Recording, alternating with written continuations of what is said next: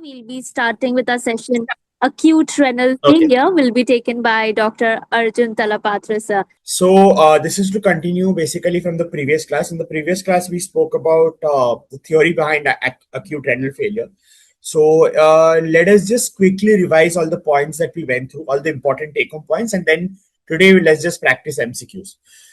So we spoke about acute kidney injury, how it is both a marker of critical illness and how it is a mediator of harm, right? How it correlates with certain factors like fluid overload, acidosis, inflammation, drug toxicity, progression to CKD, and also mortality.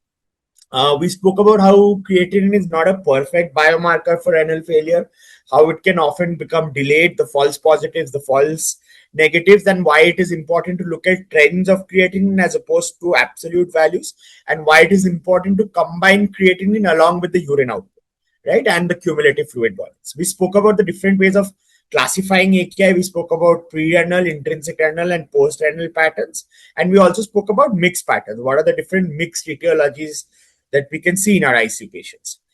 We spoke about high-risk patients being CKD patients, elderlies, diabetics, heart failure, liver disease, sepsis, shock, major surgery, contrast exposure. We also spoke about the importance of correcting rapidly reversible causes such as hypovolemia, shock, early control of the sepsis, especially if there is a scope for source control, catheter blockage, obstruction, and also drug-induced AKI. Workup serial urea creatinine levels, electrolytes, bicarbonates, calcium, phosphate, magnesium, creatinine kinase, urine analysis. What are the different things we look for in different types of AKI, and also renal ultrasound. We spoke about the different clues you can get in your urine routine examination, the importance of a bland concentrated urine, which suggests a pre-renal AKI, versus a muddy granular cast, which suggests acute tubular necrosis, versus RBC cast, which suggests glomerulonephritis, and WBC cast or eosinophilia, which might suggest interstitial nephritis. We spoke about ABCD specifically when it came to renal failure, shock or management of the shock or sepsis, treatment of hyperkalemia, treatment of the pulmonary edema, how to correct the acidosis, and a review of toxins and drugs. Optimization of hemodynamics is also vital with careful volume assessment, balanced crystalloids when appropriate, and avoiding both hypovolemia and fluid overload. And we also spoke about the concept of nephrotoxin stewardship, why it is very important to stop certain agents, especially in acute renal failure, like NSAIDs, ACE inhibitors, right, to avoid unnecessary nephrotoxic agents like aminoglycoside. Contrast, to monitor drug levels, and also to adjust antibiotics according to the renal level. Management of complications such as hyperkalemia, right? What are the different ways in which you can mitigate hyperkalemia? What are the indications for dialysis? What are the absolute indications? What are the relative indications? Spoke about the mnemonic AEIOU. The choice of hemodialysis, how it depends on the hemodynamic status of the patients, IHT versus SLED versus CRRT, and also prognosis and its correlation with a higher KDIGO stage. Higher is the KDIGO stage, worse is the prognosis. And we also spoke about the plan of discharging AKI patients, right? Why it is important to document, why it is important to look at the different medications, and also follow up of these patients. Okay. So coming to our MCQs, please feel free to answer. A lot of these are quite basic, and some of them have gone at a slightly higher level. In your EDIC exam, by and large, the topics I've covered in these MCQs should be good enough. The level of difficulty might differ, right? You might get a very basic question, or you might get something which is a little higher end, but by and large, your acute renal failure, usually they don't go into too much details. Okay, so if they're going to give you a question from AKI, it should be a simple one or something which has been covered in these classes. So please feel free to answer these questions. Okay. Only when you interact can we discuss more, okay, and can we move ahead with the class at a good pace. So patient with septic shock develops AKI. Which mechanism explains why sepsis-associated AKI is not simply due to global renal hypoperfusion? Anyone? Basically, I'm asking what is the mechanism of sepsis-associated AKI? We see this most commonly, right? Like sepsis-associated AKI is probably the commonest cause of AKI in the ICU. So what is the mechanism of sepsis-associated AKI? Anyone? It's quite evident, the answer. It is B. Sorry? It is B, sir.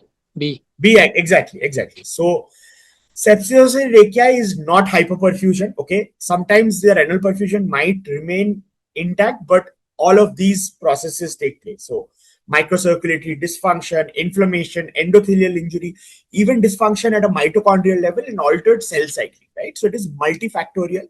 Hypotension and shock do contribute, yes, but it is not necessarily hypoperfusion. So all of these factors can contribute, and that is why it has a very complex etiology. Okay, very good. Which drug effect is correct to the renal autoregulatory mechanism it impairs? Interesting question. NSAIDs reduce prostaglandin-mediated afferent arteriolar dilatation. ACE inhibitors increase angiotensin II-mediated afferent constriction. Aminoglycosides selectively dilate the afferent arteriole. Loop diuretics increase medullary oxygen tension. Or vancomycin directly obstructs both ureters. What is beneficial to a patient? Afferent arteriolar dilatation or constriction? And efferent arterial dilatation or constriction? This is a very basic concept. Once you understand this, all of sorry? Afferent arteriolar dilatation and efferent arterial constriction.